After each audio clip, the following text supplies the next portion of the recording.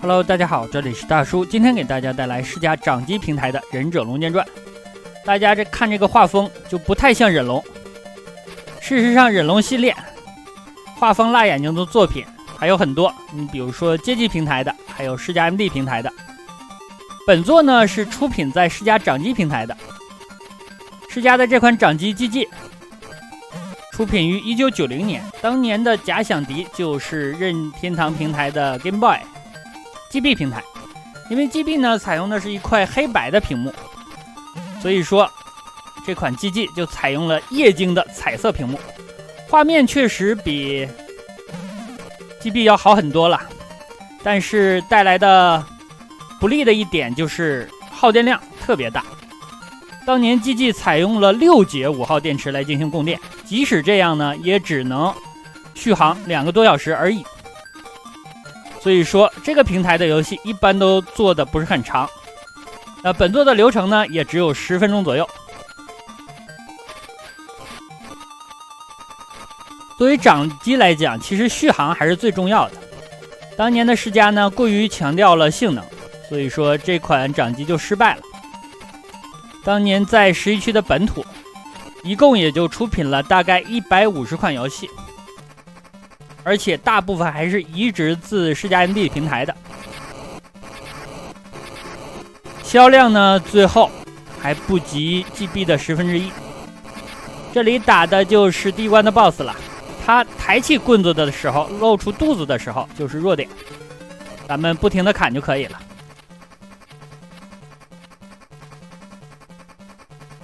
我刚刚使用了一个忍术。本作使用忍术呢是按下按攻击，不是按上按攻击，这个操作方式也比较奇特。第二关，这种水鬼啊，偷袭性非常强。另外，面对的敌人呢，看起来像是魂斗罗的比尔和兰斯一样。还有扔手雷的，这个手雷怎么可能伤到隼龙呢？好吧，本关的 BOSS 也是扔手雷的。我的这把刀攻击的范围其实非常迷，站在一个箱子上，有半个身位就砍不到敌人了。我现在使用的副武器呢是一个3项的，另外还有单向的，以及向上攻击的，基本上就这3种。最后一种呢就是护身火，这里可以捡到一个，捡到之后呢它就自动释放，这里有一个奖命。一段时间之后就失效了，就没有了。这里的护身火的设定更倾向于红白机版的1代。到后面的作品呢，你就可以自己释放了，耗的忍术也比较多。我记得我几年前给大家录制过3代。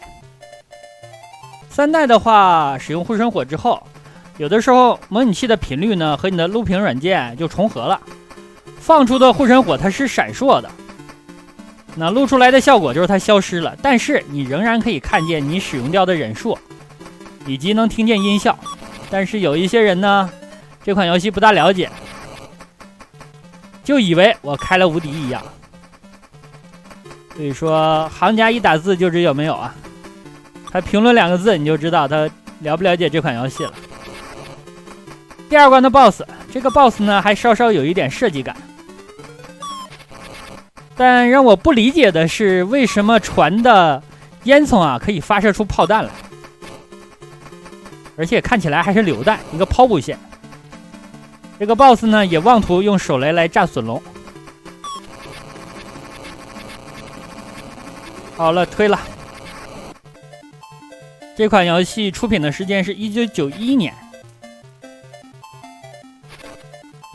其实 GG 平台呢名作真的比较少，移植的太多了，包括索尼克、火枪英雄，甚至是超级忍系列，你都可以在这款掌机平台见到，但是缩水缩的真是惨不忍睹啊。大家想一下，忍龙这样一款经典的游戏都可以做成这样，那其他的游戏简直了，没法看啊。卷轴是加忍术的，咱们的忍术在屏幕的右上角，最右上角的呢是时间，那它左边的就是咱们的忍术的数量。向上攻击这个忍术在红白机平台呢，它是上下2个的，但是在本作只有1个，有可能是受到机能的限制。另外呢，场景关卡设计也比较简单，一般脚下是没有敌人的。好的 ，BOSS 战，这个 BOSS 呢，先拿着手枪，他的手枪为什么可以连发呢？而且不用上子弹啊！这是他的第一形态，一会儿呢，他还可以变身。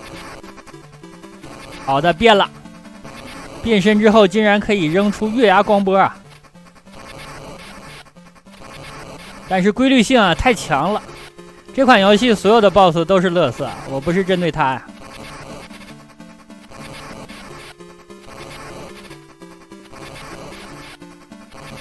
因为流程比较短，所以说你稍稍背一点板，甚至稍稍练习一下就可以通关。敌方攻击除了 BOSS 之外呢，哎，他为什么冒烟了呀？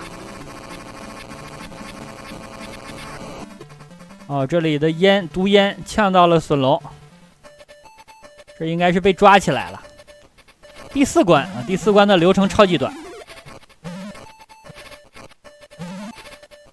出门就是 BOSS 战。这个 BOSS 战呢有2段，首先是打达尔西姆，好吧，大雾，我不知道他叫什么呀，但是呢，你看他这个形象非常像街霸的达西姆。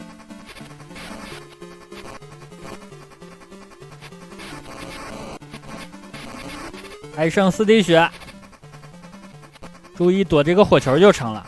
这款游戏还有一个非常恶心的地方，就是你的被攻击之后无敌时间非常的短，如果被 BOSS 堵到角落了，不停的撞你，很容易就挂了。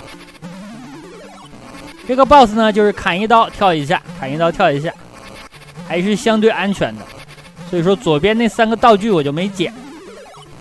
这个游戏的制作组还算良心啊 ，BOSS 2连战，打完一个之后呢，给咱们一点补充。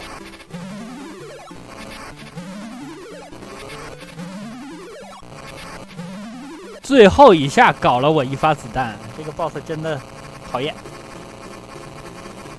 打掉了我1滴血。好，这里呢是第5关了，也就是最后一关。没错，这个游戏呢流程就这么5关。移动的钉板落实，机关做的还可以，但就是可能是受到卡带的容量限制，甚至是机器的续航限制，没有把流程呢做得很长。就大家想一下，这款游戏机呢一共续航2个多小时，一个动作游戏做了40分钟，就等于吃掉了2节电池。当年的电池对咱们来说多贵啊！但其实呢，很多小伙伴当年没有见到这款掌机啊。我是在电软上看到了这款掌机。大家注意喷火的这个骷髅头啊，它的这个攻击判定啊非常非常小。你看这个火球大，但实际上呢，它的着弹点啊几乎就只有几个像素点而已。所以说我感觉这款游戏恐怕也没有经过严格的测试就推出了，这也解释了为什么它叫忍者外传而不叫忍者龙剑传，估计官方都不好意思叫忍龙。柱子呢只有这种光滑的部分可以切换到这边来，忍术不能保留到下一关，所以这里我吃了一个新的。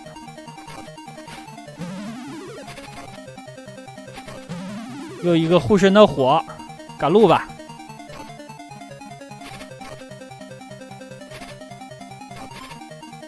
哇，这些货真是视死如归啊！用飞脚来踢我，你别说飞脚了，你用枪打我，我都不能松手啊！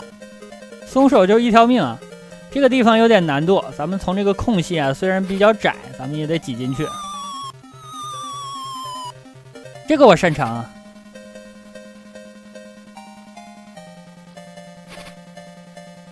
挨踢了一脚，被踢之后呢，你是松手的，需要马上控制方向，再次抓住这个柱子，不然你就1条命啊。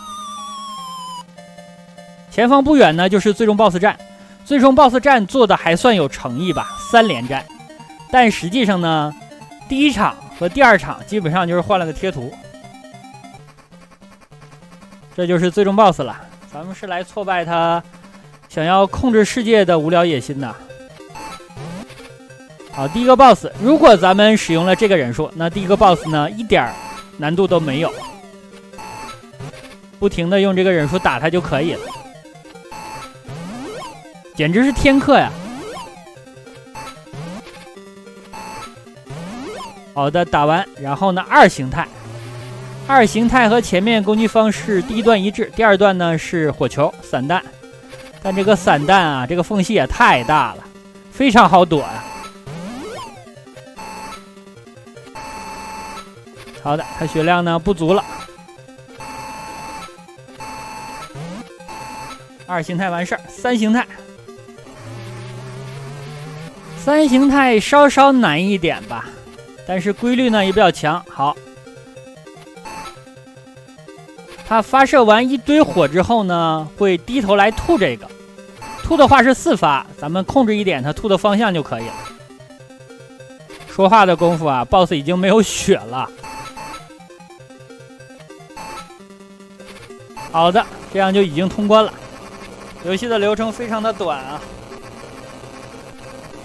大家这款游戏看个流程就算了，我不建议找来玩了。这个山呢，就是敌方的基地，隼龙应该是来拆迁的，但是真男人啊，从来不回头看爆炸。那好吧，这样一款世嘉掌机平台的《忍者龙剑传》，画风虽然比较辣眼睛啊，也给大家录制了，感谢大家收看，咱们下个游戏再见。